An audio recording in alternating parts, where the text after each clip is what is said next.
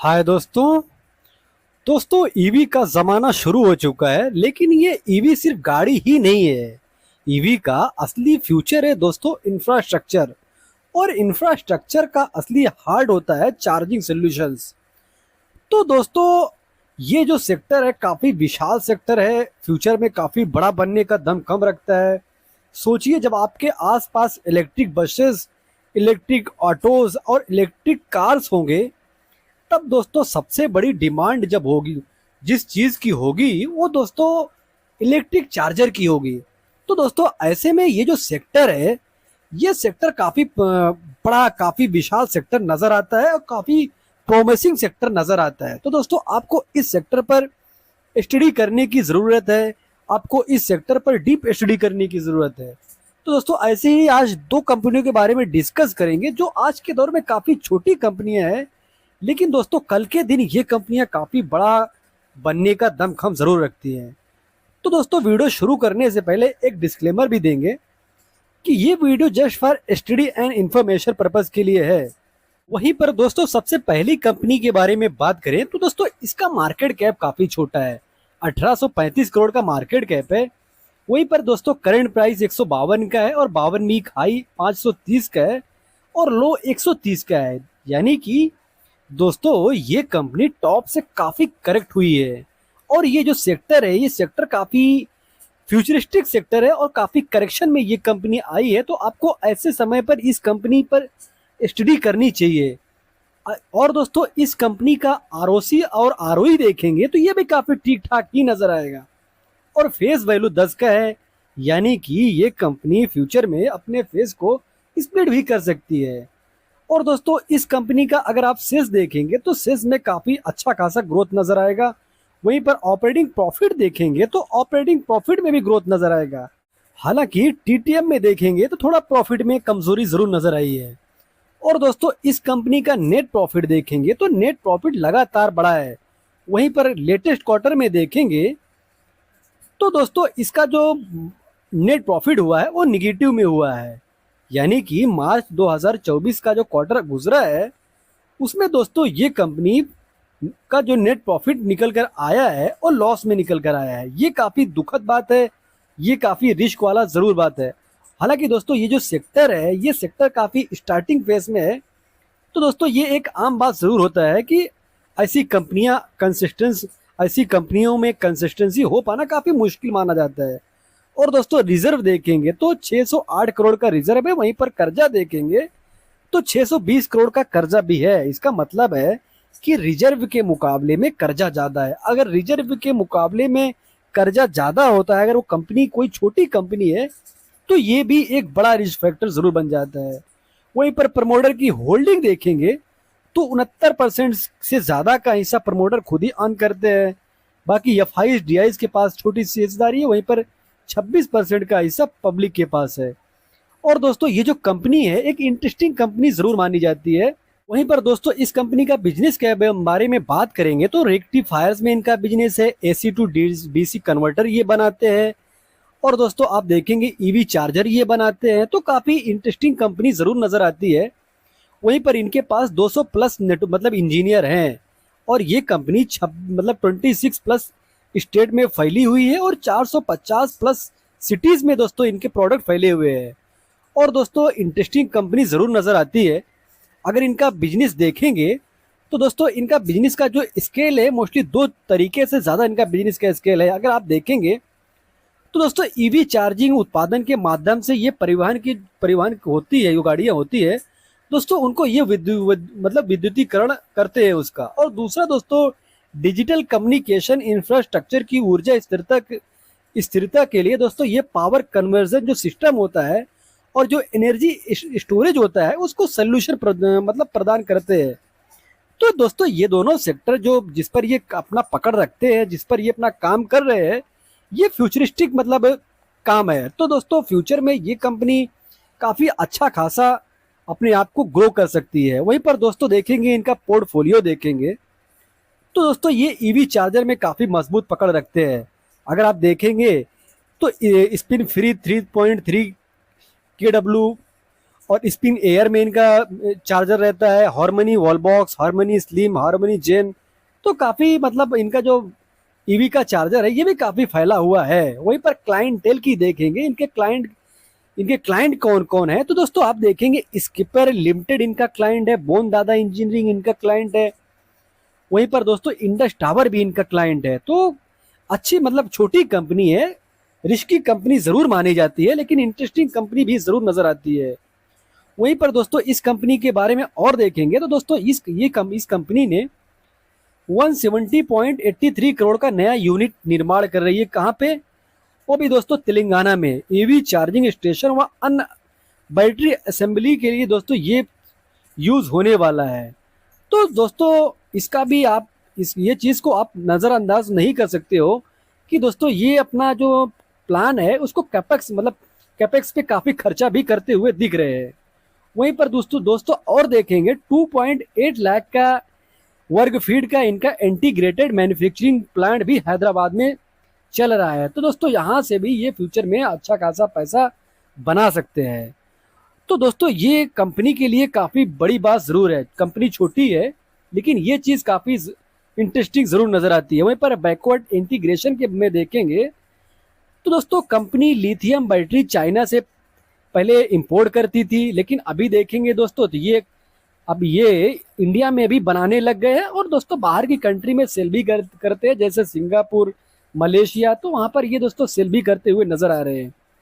और दोस्तों कंपनी के प्रोस में देखेंगे तो debtor days have improve from 105 to 72 days, यानी इसका मतलब है कि ये इम्प्रूव हुआ है। वहीं पर दोस्तों कॉन्स भी देखना काफी जरूरी है। छोटी कंपनियों में अगर आप प्रोस देखते हो तो कॉन्स को देखना भी बेहद जरूरी बन जाता है।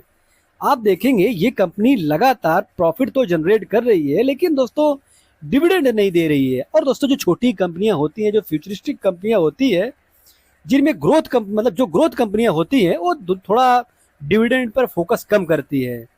और दोस्तों और देखेंगे तो company has low interest coverage ratio, ये भी एक रिस्क फैक्टर जरूर है। वहीं पर company has a low return on equity, तो ये भी रिस्क फैक्टर है।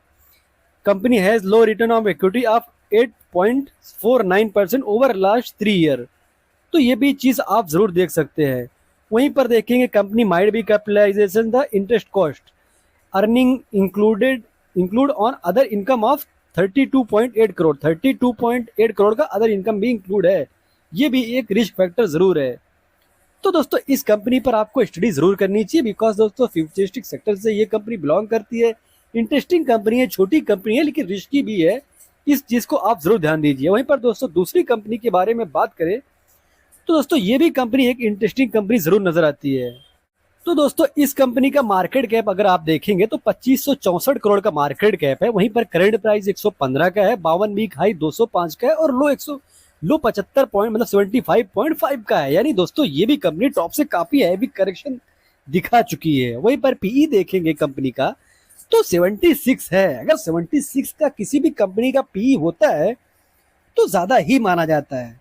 हालांकि दोस्तों कभी कभी ये चीज उल्टा भी होता है। जो कंपनियां ग्रोथ कंपनियां होती हैं, अगर वो छोटी कंपनियां होती हैं, अगर उनमें ग्रोथ कंटिन्यू रहता है तो पीई ऑटोमेटिक करेक्ट हो जाता है। तो इस चीज को आपको जरूर समझना चाहिए और ध्यान भी रखना चाहिए। आरओसी और आरओई देखेंगे तो ये भी काफी अच्छा खासा नजर आएगा। वहीं पर फेस वैल्यू कंपनी का 1 का नजर आ रहा है। वहीं पर दोस्तों सेल्स देखेंगे तो कंपनी लगातार अच्छा खासा सेल्स करती हुई दिख रही है। ऑपरेटिंग प्रॉफिट देखेंगे तो ऑपरेटिंग प्रॉफिट भी लगातार दोस्तों ग्रो ही हुआ है इस कंपनी में।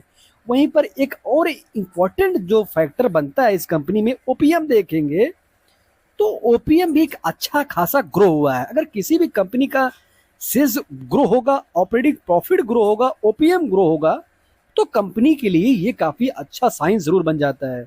वहीं पर दोस्तों नेट प्रॉफिट देखेंगे तो लगातार नेट प्रॉफिट ग्रो हुआ है, ये भी काफी अच्छी बात है। रिजर्व देखेंगे तो 202 करोड़ का रिजर्व है, कर्जा 75 करोड़ का है, यानी कि रिजर्व के मुकाबले में कर्जा काफी कम है। अगर रिजर्व के मुकाबले में कर्जा कम रहता है तो ये एक अच्छी बात जरूर बन जाती है। तो आपको इस चीज को भी नोट जरूर करना चाहिए। वहीं पर प्रमोटर के पास हिस्सेदारी देखेंगे तो 58-59% के आसपास का हिस्सा प्रमोटर के पास है आप देखेंगे एफआईज के पास छोटी सी हिस्सेदारी है, वहीं पर दोस्तों पब्लिक के पास देखेंगे तो 38% के आसपास का हिस्सा पब्लिक भी रखते हैं।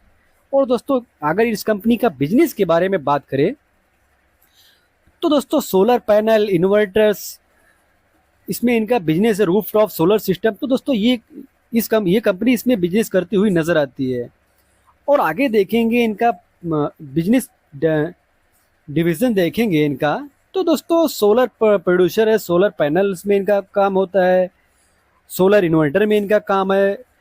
तो दोस्तों जो पीवी सिस्टम होता है उसमें इनका काम है, ईवी चार्जर्स में इनका काम है, एलईडी सोल्यूशन में इनका काम है। तो इंटरेस्टिंग बिजनेस करती हुई दोस्तों ये कंपनी नजर आ रही है।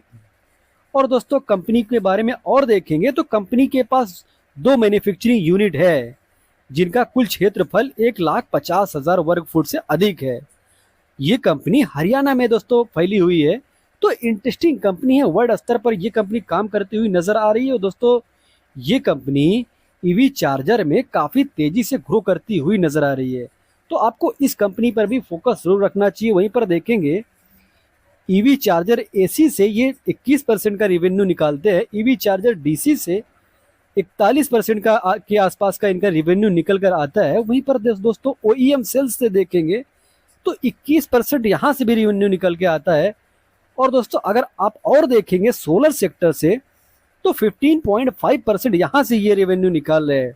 वहीं पर आगे देखेंगे एलईडी सोलर पावर से दोस्तों यहाँ से भी 1.5% के आसपास का रेवेन्यू निकल कर आ रहा है। तो दोस्तों इसका मतलब है कि ये कंपनी अच्छा खासा अपने प्रोडक्ट पोर्टफोलियो को फैलाई हुई है, काफ़ी अच्छे से दोस्तों ये कंपनी काम करती हुई नजर आ रही है। वहीं पर आप देखेंगे मार्केट लीडर है दोस्तों ये कंपनी, इस सेक्टर में जो ये चार्जर वाला सेक्टर है इसमें मार्केट लीडर बन चुकी है। तो इंटरेस्टिंग कंपनी है, पैन इंडिया अपने आप को फैलाती हुई नजर आ रही है दोस्तों। 26% मतलब 26% share of registered EV chargers in India out of 25,000 registered EV charger. तो दोस्तों काफी इंटरेस्टिंग है और मजबूती से दोस्तों ये अपने आप को ग्रो करते हुए नजर आ रही है। और दोस्तों ये कंपनी इंडिया में भी नहीं और इंडिया के बाहर भी फैली हुई नजर आती है, अफ्रीका में, मिडिल ईस्ट में भी दोस्तों ये अपने बिजनेस को फैलाते हुए नजर आ रहे हैं। तो दोस्तों आपको इस कंपनी पर भी फोकस रखना चाहिए। वहीं पर प्रोस की बात करें तो company is expected to give good quarter, वहीं पर company has deliver good profit growth 108% CAGR over last 5 year, यानी पिछले 5 सालों से दोस्तों ये कंपनी 108% के CAGR से रिटर्न बनाकर देती आई है। तो दोस्तों ये एक बड़ी बात जरूर बन जाती है। वहीं पर दोस्तों कॉन्स की बात करें तो दोस्तों इसका बुक वैल्यू 11.4 टाइम हो चुका है, तो ये एक रिस्क फैक्टर जरूर है। वहीं पर देखेंगे promoter holding has decrease over last 3 year 10.2%। तो दोस्तों छोटी कंपनी है, अगर प्रमोटर की बिकवाली हो रही है तो ये भी एक रिस्क फैक्टर जरूर मतलब ये भी है। और दोस्तों दोनों कंपनियों के बारे में बात करें, पहली कंपनी का दोस्तों नाम एक्सीकॉम सिस्टम है और दूसरी कंपनी का नाम दोस्तों सर्वोटेक पावर है। तो दोस्तों दोनों कंपनियां छोटी कंपनियां हैं, दोनों कंपनियां फ्यूचरिस्टिक कंपनी है, हालांकि दोनों कंपनियां दोस्तों रिस्की कंपनियां भी है। आपको इस चीज को भी ध्यान जरूर रखना चाहिए। वहीं पर दोस्तों आगे बढ़ेंगे तो दोस्तों एक डिस्क्लेमर देना चाहेंगे, I am not be registered advisor. कुछ बाय सेल करते हैं उससे पहले अपने फाइनेंशियल एडवाइजर से बात कीजिए, डिस्कस कीजिए, सलाह कीजिए दोस्तों, देरी कोई कॉल लीजिए। और दोस्तों आपको वीडियो इन्फॉर्मेटिव लगी हो तो वीडियो को लाइक करें, कमेंट करें, शेयर करें और चैनल को सब्सक्राइब ना किया हो तो दोस्तों सब्सक्राइब भी जरूर कर ले। और मिलते हैं किसी नए वीडियो में एक नए टॉपिक के साथ, तब तक के लिए दोस्तों हैप्पी इन्वेस्टिंग।